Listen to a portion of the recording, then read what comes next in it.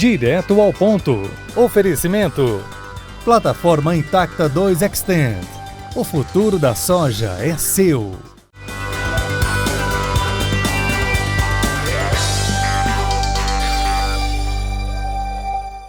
Olá, está no ar mais um programa Direto ao Ponto. Estamos gravando aqui em Brasília, nos estúdios do Canal Rural de Brasília, do Distrito Federal.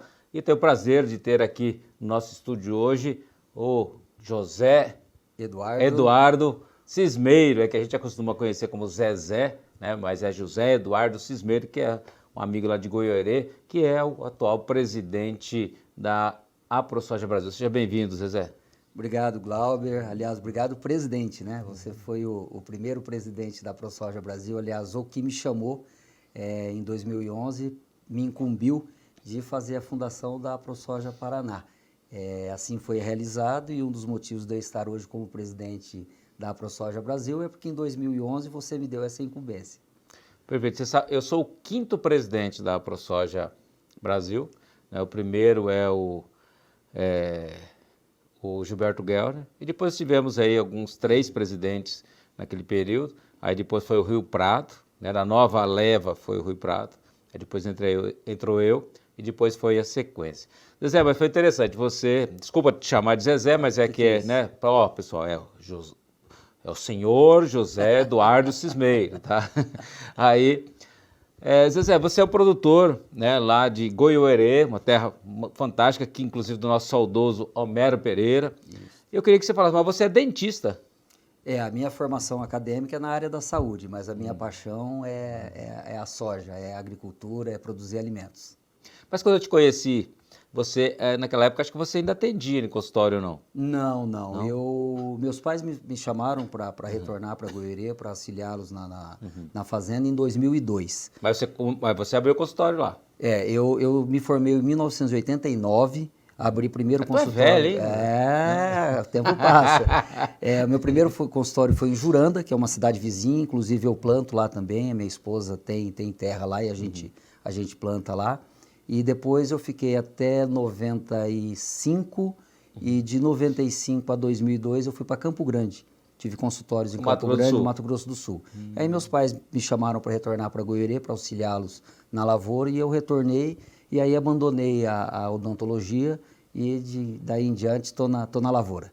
Agora, apesar de você ter ido para fazer odontologia, os seus pais já eram colonos, produtores? Sim, eles vieram do comércio. Eles tinham tempo do armazém, depois um mercado, e nesse tempo eles passaram a comprar terras, né? E começaram com gado e depois passaram para a agricultura. Você tem irmãos? Tenho 2 irmãos. Mas eles não atuaram, não voltaram para lá? Hoje eu tenho um que atua e o outro que é médico em Campo Grande, mas que também vai voltar agora, aliás, não vai voltar, mas vai começar a entrar no ramo da pecuária, ele quer ir para a pecuária. Mas isso lá em Goiôerê ou lá no Campo Grande? Ele tem terras em Goiôerê, mas está passando essas terras para o Mato Grosso do Sul. Ah, entendi, vai ficar lá. Isso. E esse outro irmão seu, ele atua junto com você ou não? Não, cada um no seu quadrado. Cada um no seu quadrado. E aí você começou seguindo, no caso do seu pai, no começo ajudando seu pai, aquela coisa toda. E aí mas você entendia alguma coisa ou não? Olha, eu sempre gostei muito de gado, é até uma coisa interessante. Você começou com gado? Eu comecei com gado. Meus pais eram do gado, né? Pecuaristas. E aí foram passando pouco a pouco para a lavoura, mas quando retornou, o nosso gado já era pouco, era mais lavoura, e eu comecei... Quando você retornou para ajudar seu pai, na verdade, ele já fazia agricultura? Fazia agricultura e pecuária, só que a pecuária já era uma parte pequena. E eu voltei para a agricultura e fui aprender a mexer com a agricultura, porque eu não tinha tanto contato. Quem foi seu professor? Reginaldo Maeda. É um amigo, um agrônomo que eu prezo muito até hoje. Inclusive, eu tenho sempre uma história com ele, que ele exigiu que eu aprendesse a falar clorimuron. Clorimuron, que é um princípio ativo. Que você não conseguia falar? Não, porque ninguém fala princípio ativo. Naquela época ele chamava pelo nome... pelo nome comercial. E ele me falava, não, você tem informação acadêmica... O saudoso Classic, né? Isso. Você tem informação acadêmica, então você tem que saber qual que é o princípio ativo, você tem que saber dosagem, para que usa, estágio... Engraçado que hoje, se você for falar, a gente quase não fala mais o nome comercial. É que naquela época parece que eram não existia genéricos, né, Zezé? E aí, então, você acabava chamando pela marca, né? Então, era igual tem alguns produtos que a gente, igual a gente falasse de leite ninho, né? Leite pó era leite ninho, né? Então, maisena. Maisena. São coisas, Bombril, são coisas que gravam. Mas para você ter uma ideia, isso é uma coisa interessante não só no defensivo, né, que a gente usa na lavoura, mas também no farmacêutico. Porque antigamente também, quando não existiam os genéricos, a gente falava muito o nome comercial da medicação. E hoje você chega na farmácia e você fala o princípio ativo, porque já existe o genérico. E dá um melhoral aí. Né, o ácido acetil salicílico, né? Então, a cibalena. A cibalena. Então, assim, são coisas que para a agricultura, e a que a gente preza, que tem o genérico, porque você tem mais empresas fabricando, existe uma concorrência maior, e isso ajuda com que o custo baixe. O que, infelizmente, na agricultura, não ocorreu da maneira desejada. Já na parte farmacêutica, ocorreu. Agora, já que você tocou nisso, vamos ir, depois a gente volta um pouquinho mais para falar de você. Né? Você falando de genérico, né? Inclusive a gente está aí tendo a todo momento o tal da reavaliação, né? E a gente nota que uma reavaliação, está conversando com o Fabrício, né? Que é o executivo da ProSoja Brasil, que hoje realmente é um dos grandes mentores nossos, aí, uma pessoa respeitada, né? Concordo. Então, o que acontece, ele falava assim que o grande problema daqui é que o produto vai à reavaliação, a Anvisa já tira esse produto, proíbe a comercialização. E se esse produto, na verdade, for sair do mercado, né, se na reavaliação ele diz que não é para voltar, não volta mais. E que, por exemplo, no caso da Europa, não. Se eles precisam de um produto lá, como diz assim, ele volta emergencialmente, o produto volta. E aqui no Brasil, não. E a gente está tendo várias reavaliações, né, então, de vários produtos que são... O carbendazim, por exemplo, produto muito importante para o milho, para tratamento de semente, que inclusive nem tem substituto. O que aconteceu com o paraquat, que depois hoje virou essa salada, esse absurdo todo, que o preço subiu para 3 vezes mais por hectare, e você não tem o substituto à altura. Como é que você, como presidente da ProSoja Brasil, está tratando disso? Glauber, nós somos muito racionais. Existe esse PL dos defensivos, que está hoje no Senado, que o relator é o Luiz Nishimori, deputado federal, na Câmara, que já passou, agora está no Senado com o senador Assir. E esse PL é um PL que resolveria esse nosso problema. O que nós queremos com esse PL? Nós queremos ter produtos menos tóxicos, que é o que todo mundo quer, que a gente precisa. Mas competitividade também, né? Competitividade, porque nós precisamos ter novos produtos, novos princípios ativos que sejam melhores, menos tóxicos, mais baratos. O que está acontecendo hoje? Está acontecendo o paraquat, você citou. Você pega o paraquat, hoje nós temos o glufosinato e o diquat. Não chega nem perto da eficiência, 3, 4 vezes mais caro. Você não pode aplicar, porque você vai aplicar, por exemplo, como um dessecante, para você poder adiantar, uniformizar a sua colheita. Ele demora muito, você corre o risco da chuva. Então, para o produtor ficou muito difícil, e não só com o paraquat. Você citou o carbendazim. Agora nós tivemos mais uma péssima notícia, que é a do imidacloprid, que também estão nos tirando. Então, assim, o que está acontecendo? Nós fizemos no começo da nossa conversa aquilo do genérico da farmácia com a farmácia do produtor rural, da soja, do milho, do trigo, do alimento. A nossa prateleira, como o Fabrício costuma dizer, a nossa prateleira está ficando sem medicação. Nós não temos como produzir. Se você tira os produtos que nos ajudam a combater as pragas, seja um herbicida, um fungicida, um inseticida, como que você vai fazer? E nós estamos, diferentemente da Europa, nós somos um país tropical.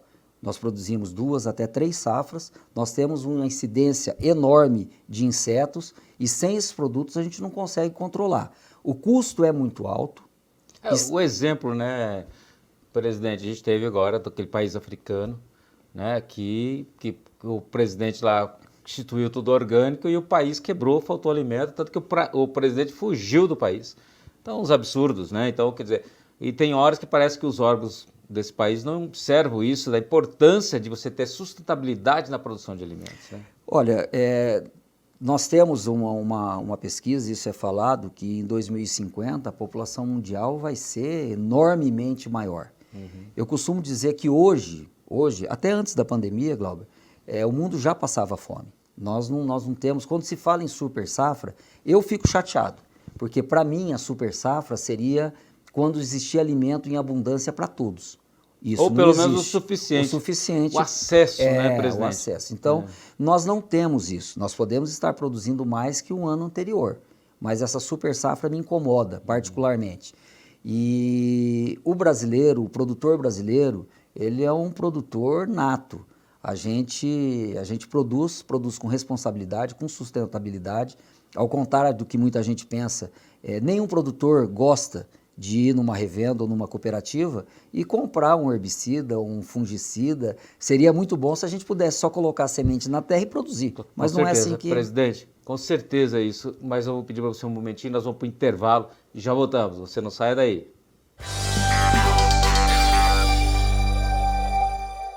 De volta direto ao ponto, falando com José Eduardo Cismeiro, nosso Zezé, né, que é o presidente atual da ProSoja Brasil. Você terminou o bloco anterior falando dessa questão, que o produtor não quer realmente...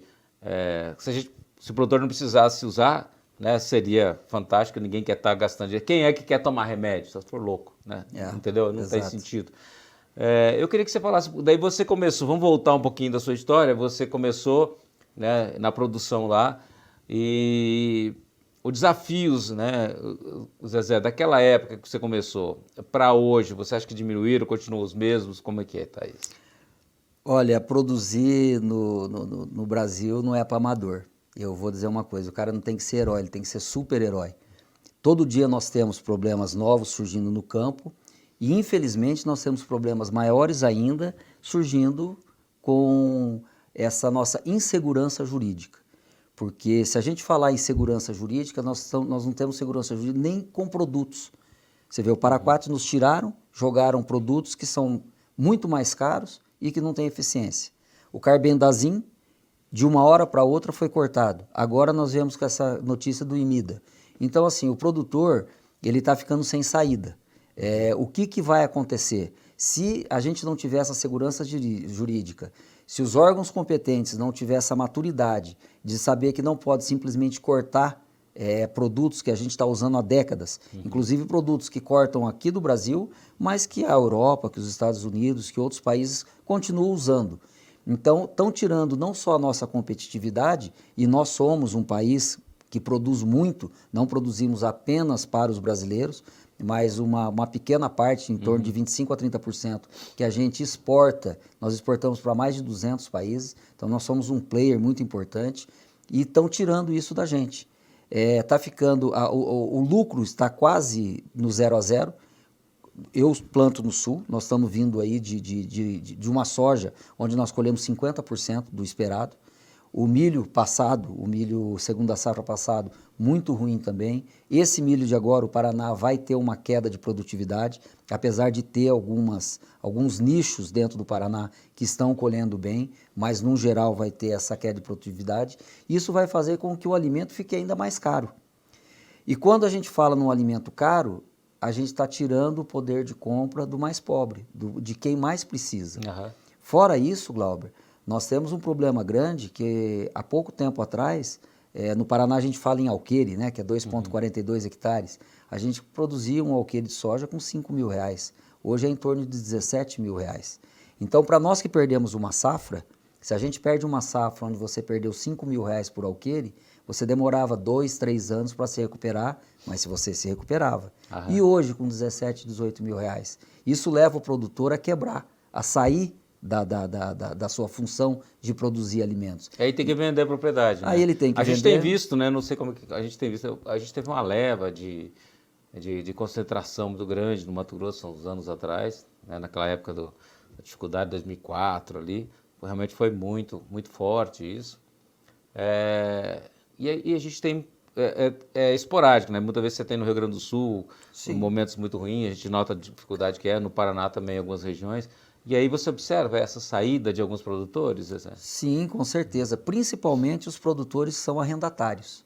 Esses são os que passam por maior dificuldade. Ao contrário do que muita gente pensa, o Brasil ele realmente é um país de agricultura familiar, ou seja, de pequenos produtores.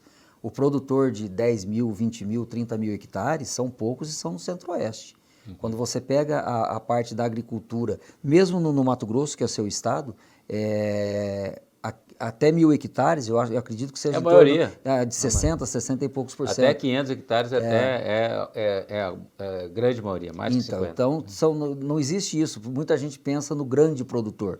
O grande produtor, ele não precisa do plano safra, ele vai buscar nas trades ou até em bancos com juros menores ou então em dólar, ele tem como trabalhar. O pequeno produtor, quando ele passa por essa intempérie, ele perde o que tem. Ele sai Essa mesma dificuldade, Zezé, a gente observa em todos os ramos, né? Quando você pega o ramo de supermercados, você tem grandes redes de supermercado, mas também nas cidades lá, por exemplo, em Goiânia, deve ser a mesma coisa. Assim como qualquer lugar, qualquer cidade desse país, você tem um grande supermercado, muitas vezes de uma rede, dependendo do tamanho da cidade, mas você tem lá mais outros 5, 6 pequenos supermercados, supermercado de bairro, que a gente chama, né? E que esses caras têm muita dificuldade, ele tem que trabalhar, ele tem que sofrer, e qualquer problema que dá, ele tem que fechar a porta. Enquanto que uma rede, ela aguenta mais o arroz. Então, quando você vê isso, para todo mundo é a mesma coisa, né? Quando você é pequeno ou é menor, né? Os desafios são grandes, né? E as pessoas muitas vezes não entendem isso. A AproSoja, a gente falando de AproSoja, geralmente, principalmente o pessoal urbano, quando ouve falar, ele associa a AproSoja a grande produtor, que é uma inverdade, né? Nós tratamos o pequeno, o médio ou o grande da mesma maneira, até porque todos produzem alimentos. E até porque também nós temos uma gama muito maior de pequenos e médios do que grandes. E quando a gente está defendendo, a gente defende a classe como um todo. Então, o que nós precisamos é dessa conscientização e principalmente, e aí eu digo para o produtor rural, para o produtor que está nos assistindo, que prestem mais atenção, não só na AproSoja, mas no seu sindicato, na associação, na sua federação. Você tem que ser mais incisivo, tem que participar mais, porque as dificuldades são muito grandes. E às vezes você que está aí no campo, que não tem tempo, nem para saber o que está acontecendo, eu acredito que isso que a gente está falando do imidacloprid é uma novidade, porque saiu hoje. Né? Então a gente está pegando isso de primeira mão. Estou indo daqui a pouco com o Fabrício, no secretário de Política Agrícola, para debater sobre esse assunto, sobre o carbendazim. A gente está constantemente lutando em favor do produtor, porque as pessoas que estão tentando nos reger, tentando fazer leis, elas não entendem de agricultura. Zezé, vamos focar aqui num outro negócio, você acabou de falando da entidade. Eu sei que no dia 5 de agosto vocês vão fazer um evento aqui em Brasília e que vocês vão trazer, por exemplo, as principais lideranças da soja. E quando se fala de liderança, você não está falando de tamanho, mas está falando de líder, né? Que não interessa se o cara planta 1 hectare, planta 10 mil. Na AproSoja ele tem o mesmo peso, o mesmo valor. E vocês vão estar discutindo aqui, eu achei interessante no cronograma, é que, por exemplo, tem uma parte da tarde que vocês vão apresentar lá as prioridades da AproSoja e o produtor vai estar votando sobre aquilo. Explica um pouco sobre esse evento. Esse congresso vai acontecer dia 5 de agosto. É o primeiro congresso da AproSoja. É o primeiro congresso da AproSoja. Estritamente nesse primeiro congresso para os produtores, para os diretores, para convidados, onde nós vamos debater muitos temas, e entre eles isso. A gente vai tentar ter uma percepção geral se nós estamos no caminho certo, porque, na verdade, eu costumo dizer que o presidente talvez seja o pior cargo, o Glauber. Com certeza. Porque a gente... Melhor é ser vice. Você já Ainda mais quando não tem salário, viu? Aqui no caso da AproSoja não tem salário. Ser presidente é bom só quando tem salário. Eu até brinco que agora, quando eu assumi a presidente da AproSoja Brasil, a primeira coisa que eu fiz foi dobrar o salário de todos os diretores. Não ganhava nada, agora ganha nada em dobro. Então, aumentou o serviço. Aumentou o serviço. Então, assim, nós vamos tentar ver, para a gente focar, ter uma gerência dessa linha de pensamento, do que a gente tem que focar, se a gente está no rumo certo ou não. Vai ser a primeira vez que nós vamos ter... Mas de manhã, presidente, vai ter também uma parte, que é uma apresentação sobre diagnósticos ambientais, com a presença de mais de 10 embaixadores aqui, né, que vocês estão fazendo. E também, num segundo tema, vão estar discutindo sobre mercado e sobre fertilizantes. Eu queria que você falasse, nesse momento, vai ter algum link que as pessoas vão poder assistir via web ou não? Ou esse evento realmente vai ser fechado, o primeiro momento não vai ser transmitido? No primeiro momento não vai ser transmitido, vai ser apenas vai ser fechado esse evento. Pode, até como a gente está um pouco distante ainda, são temas que a gente também está discutindo com a diretoria. Pode até ser que a gente possa colocar isso numa rede social para que os outros agricultores possam assistir e possam estar com a gente. Mas no primeiro momento a intenção é fazer isso de uma maneira mais fechada, entre aspas, porque vão estar representantes das 16 AproSojas. Como você diz, nós estamos trazendo várias embaixadas para que a gente possa mostrar para eles o que nós estamos fazendo, o que é a nossa agricultura, como que a gente tem essa sustentabilidade, inclusive com sequestro de carbono, para mostrar para eles que mais de 66% do nosso território nacional está realmente em mata nativa, o que é diferente do americano e do europeu, que nós temos a nossa reserva, é uma reserva de mato. Não é como na Europa, nos Estados Unidos, que eles resolveram agora que pode plantar na reserva. Mas como pode plantar? Na reserva era grama. Ou seja, então não é reserva. O produtor brasileiro, ele é ambientalista, ele cuida do meio ambiente. Existe também, vai ser colocado aí pela Embrapa Territorial, que o produtor brasileiro como um todo, se você pegar todas as propriedades rurais do Brasil, metade delas é mato. A outra metade é para você cultivar, para você fazer carne, fazer leite, fazer frango, fazer algodão, fazer comida, fazer fibra, enfim. Tá certo. Presidente, infelizmente nosso tempo acabou, né? Passa então, rápido. muito obrigado aí pela sua participação direto ao ponto. Obrigado, Glauber. Estou sempre à disposição de todos vocês. Obrigado. Tá aí, gente. Mais um programa especial aí, entrevistando o Zezé, primeira entrevista dele aqui no Direto ao Ponto. Sempre fique ligado aqui. Um abraço.